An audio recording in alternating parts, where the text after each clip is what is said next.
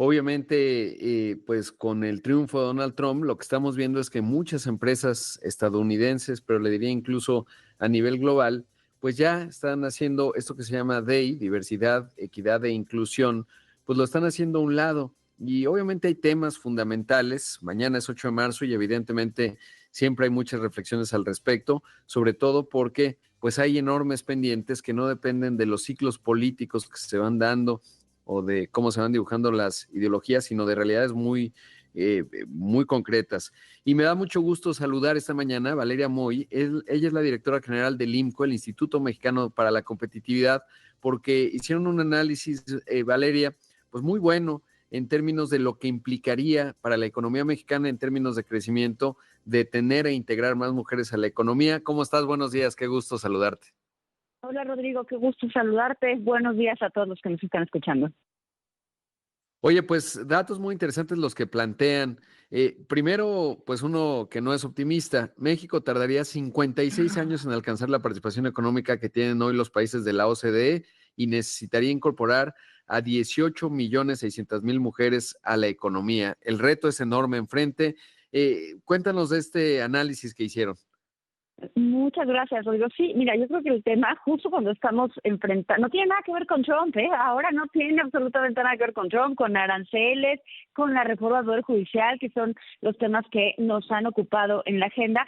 Es simplemente tratar de que más mujeres participen en la economía. ¿Qué quiere decir que más mujeres participen en la economía? Ni siquiera, Rodrigo, es que se pongan a trabajar luego, es simplemente que tengan la posibilidad, que tengan la opción de participar en las labores económicas remuneradas si así lo desean.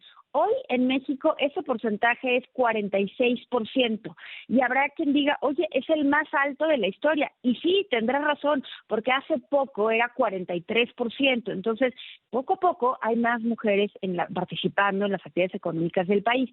Sin embargo, nunca ha llegado al 50% y nunca ha llegado ni de cerca al promedio que tienen de participación las mujeres de los países de la OECD, que es de 67%.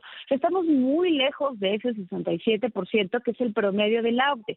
Ahora, lo que nosotros estamos diciendo es, bueno, del ritmo, si seguimos el ritmo que llevamos a este momento, que sí ha ido mejorando, pues nos tardaríamos para alcanzar el promedio de la OECD, suponiendo además que ningún otro país de la OECD hace nada y se quedan estáticos, nos tomaría 56 años. Entonces, yo creo que en épocas de nulo crecimiento, pues sí podríamos echarle un ojo a esta realidad, ¿no? De perdida, pensando en que si más mujeres participan en la economía, el PIB podría ir creciendo, claro, de forma paulatina, pero a lo largo de 10 años agregar alrededor de 6.9 billones de pesos, pues no me parece para nada una mala cifra, ¿no? Para nada una mala cifra, como bien mencionas, y sobre todo en un contexto como el que estamos viendo. ¿Cuáles son, digamos, las barreras de la integración de las mujeres? ¿Cuál es el diagnóstico? Sé que es muy amplio y tendremos que hacer como 18 programas para ello, pero así las que se pueden identificar y que son concretas, sobre todo para la reflexión, que no es del 8 de marzo, ¿no? Porque esto tiene que estar presente siempre, pero bueno, ¿cuáles son esas barreras?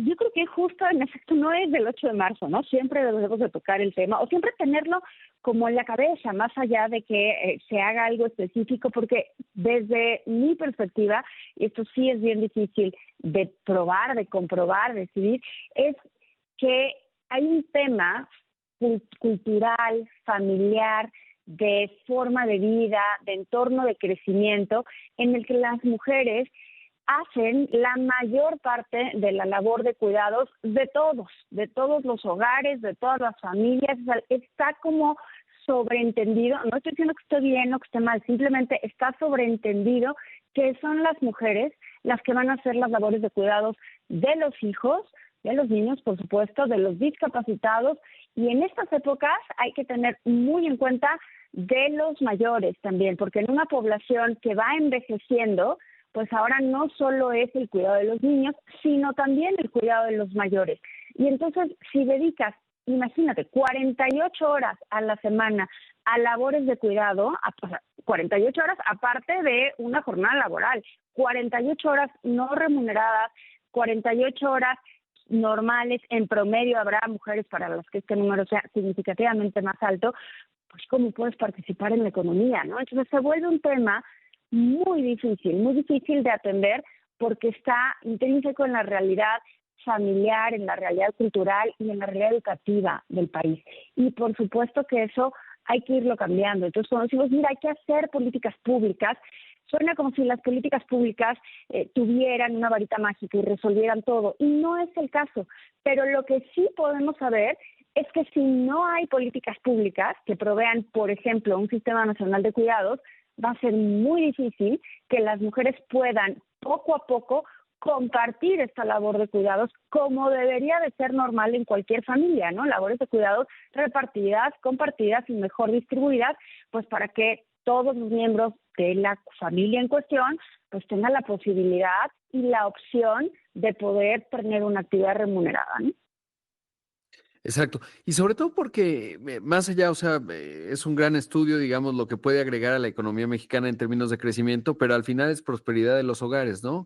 Y es obvio que las jefas de familia, ahí están muchos datos, por ejemplo, de Compartamos, etcétera, pues normalmente la riqueza que generan ayuda a elevar el nivel de esa familia, a diferencia, digamos, pues de a veces los hombres, o no a veces, en general los datos eso dicen, por ejemplo, en términos de morosidad, etcétera, y creo que ese es el centro de la reflexión. Ahora, mencionaba yo el tema Trump porque sí veo que pues este programa Claro. lo escuchan muchas empresas, ejecutivos, etcétera, hombres y mujeres, pero sí veo que de repente muchas empresas globales con este cambio pues dicen, bueno, pues si el D ya no está central, pues nos olvidamos y van achicando, digamos, las oficinas de diversidad, las que tienen que ver con impacto social, etcétera. ¿Cómo lo estás percibiendo o es algo anecdótico que yo voy viendo?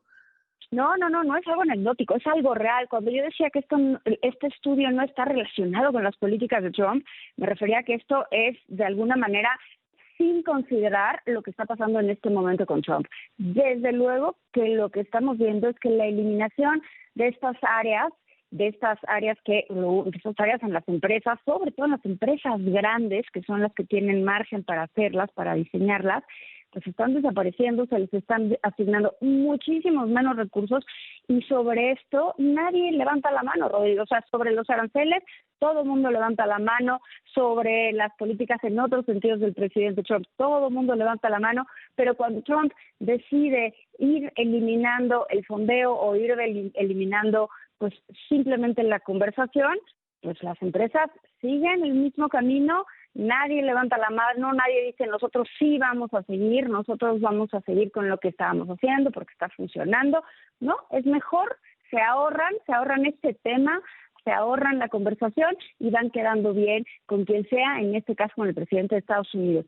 Me parece un error en particular para las empresas en México, porque sí, más allá de lo que pueda hacer Trump, pues sí se olvida que hay un interés real de la presidenta, hay un interés real del equipo que está cercano a la presidenta en este tema, y sí hay un interés real de que las mujeres, sobre todo en las empresas que cotizan en bolsa, puedan tener un rol cada vez mayor. Entonces me parece que hay un error de las empresas, particularmente las empresas grandes, de las empresas que suelen escuchar tu programa, que digan, mira, como ya en Estados Unidos cambió la conversación, pues démosle la vuelta y sigamos con nuestro bonito club de Toby y aquí no pasó nada, porque en México creo que en ese tema la realidad es distinta. Sí, la verdad es que es un tema a señalar. Valeria, debo hacer un corte, pero te quiero preguntar cómo estás viendo la política pública en México, vinculado, obviamente tenemos, es histórico, a una presidenta mujer. Si esto estás viendo cambios, se está volviendo inercial en esa parte que hace un momento mencionabas. Esta mañana estoy entrevistando a Valeria Moy, directora general del IMCO, el Instituto Mexicano para la Competitividad. Vale, ¿cómo estás viendo pues esta administración en términos pues de política pública vinculada obviamente a la inclusión, a la inclusión con perspectiva de género, obvio? ¿Cómo lo evalúas? ¿Cómo lo ves? Mira, más allá de algunos cambios ya en la ley que se han implementado, que se han puesto como el de más al mismo empleo, al mismo trabajo, mismo salario, que eso de alguna manera ya estaba, o sea, este tema de equidad sustantiva, que me parece importante y que me parece que hay que tocar. Creo que el actual gobierno ha estado teniendo que desactivar muchísimos problemas que tiene encima, ¿no? Que es lidiar con el presidente de Estados Unidos día tras día y lidiar con problemas internos verdaderamente graves como la inseguridad. Eso no quiere decir que no haya un interés, yo creo que es un interés real, no es un interés únicamente narrativo.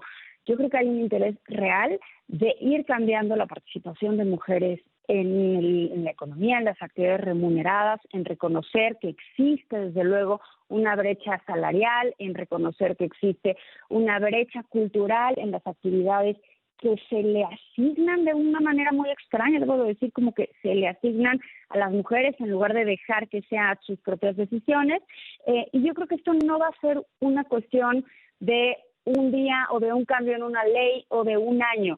Lo que estoy viendo es que es un interés profundo de la presidenta, un interés profundo de algunas personas cercanas a la presidenta. Me gustaría mencionar el caso particular de Altagracia Gómez, que sí tienen este interés de cambiar la realidad y de cambiar la forma en la que las mujeres participan.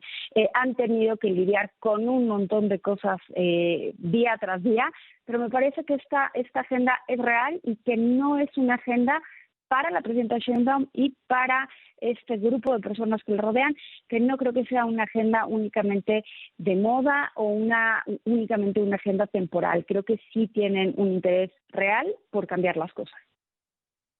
No, qué bueno escucharlo y sobre todo porque vemos pues muchas mujeres en puestos de liderazgo. Obviamente, pues no es un tema menor, ¿no? Por ejemplo, la gobernadora del Banco de México, Victoria Rodríguez Ceja, y lo que eso puede implicar. Me acuerdo mucho todavía cuando Vanessa Rubio, que era subsecretaria de Hacienda, todavía no tenemos una secretaria de Hacienda, necesitamos, anímate, pero pero pues ella empezó ahí a impulsar, por ejemplo, el tema de la mayor participación en consejos de administración y de repente en el sexenio pasado esa agenda desapareció. Ahora, pues como bien dices, ha sido un arranque intenso para esta administración, pero supongo yo que eso tendrá que irse premiando y contrarrestar esto que platicábamos hace un momento en cuanto a las empresas globales, las grandotototas, que pues incluso como ya está mal visto allá en Estados Unidos, pues mandan la señal desde las oficinas centrales y eso va desapareciendo. Hay algunas que meritoriamente lo han mantenido, pero pues sí, digamos, se pueden apalancar de México, ¿no? Y ahí va a ser bien importante lo que se haga en la política pública, tanto en el discurso, que no sea, como ya lo mencionas, formal, tanto como en las señales. Eso me parece clave y también en decidir, en formar este Sistema Nacional de Cuidados, porque si no, por más deseos que haya, Rodrigo, si no existe la posibilidad para que una familia pueda dejar a un niño en una guardería, que se quede tranquila la familia, que se quede tranquila la mamá, el tranquilo el papá o quienes formen esta familia, o de cuidar, centros de cuidado para los adultos mayores, pues simplemente la posibilidad no va a existir, por más que diga sí, equidad sustantiva, por más que haya una ley, un artículo que diga sí, van a ganar igual, si no cambias cosas de la vida diaria, o sea, de quién va a cuidar a los niños o cuál es el modelo alternativo para poder atender a los adultos mayores, si no cambia eso, pues va a estar muy difícil que las mujeres puedan participar en la economía. Claro, y hay algo bien interesante y contraintuitivo, ¿no? Porque obviamente de repente uno ve los discursos, digamos, en ciertas cajas de resonancia en Estados Unidos, pensemos Elon Musk, etcétera, y acá en México de repente también, y decimos, oye, pues la tasa de fertilidad está cayendo a escala global, ¿no? México, la tasa de sustitución, digamos, pues está bajando y eso pues va envejeciendo a las sociedades, etcétera. Y entonces dicen, pues es que no están teniendo hijos y lo vendes al revés, cuando en realidad, ¿por qué? Pues porque como lo que has mencionado, que son datos durísimos, en términos de dónde recae los cuidados de una familia y cuál es el costo de oportunidad de una mujer cuando tiene un hijo. Pues naturalmente, pues se va posponiendo, ¿no? En una sociedad en donde evidentemente esto se va encareciendo. ¿Por qué? Porque no están las estructuras corporativas, sociales, etcétera, en donde eso no significa un costo de oportunidad desproporcionado para una mujer. Y luego dicen, ay, ¿por qué cae la fertilidad? ¿No? Y creo que tiene que ver con un montón de consecuencias aparentemente no directas que evidentemente pues se convierten en desafíos de una sociedad y no ayudan a la prosperidad. tiene que ver en efecto con costos, con costo de oportunidad, ¿no? Si tener hijos complica enormemente el trabajo o tener una posibilidad de realización de otra manera, de una manera distinta a la de tener hijos, pues simplemente la elección se vuelve hacia el otro lado de la balanza, ¿no? Cuando no debería de ser así, deberíamos de tener las opciones, las posibilidades abiertas de tener un trabajo y de tener una vida personal también. Entonces, sí se necesita lograr una mejor distribución de los cuidados de todos, ¿no? De los niños, de los mayores, de las familias, de las casas en sí.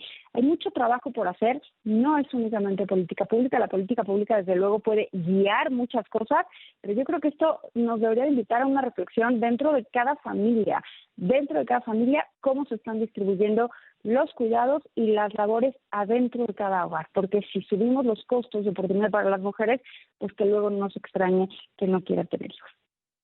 Totalmente. Y en la parte de las hembras, pues también los mecanismos, ¿no? Por ejemplo, todo este tema de guarderías, de cómo haces mucho más flexible a veces el trabajo, y tiene que ver con cultura corporativa también, pues, en fin, cómo la paternidad tendría, o la licencia de paternidad tendría que también aumentarse para que sea equitativa, y parece que hay puntos de datos que comprueban, pues, que eso va ayudando, ¿no? A que se reparta más, porque obviamente también es cultural, está mal visto, digamos, de repente en la sociedad mexicana, que alguien se tome una licencia de paternidad larga, pero claramente esto ayuda pues a la pareja, ¿no? En su conjunto, en fin, son temas complejos, pero hay muchos puntos de datos y bueno, pues te agradezco mucho, gracias por la entrevista, por madrugar esta mañana y sobre todo, bueno, pues por favor al frente del IMCO y con estos buenos datos que hoy nos compartes. Gracias, Vale. Gracias a ti, Rodrigo. Muchas gracias a todos por escucharnos. Ahí escuchamos a Valeria Moy, directora general del IMCO, Instituto Mexicano para la Competitividad.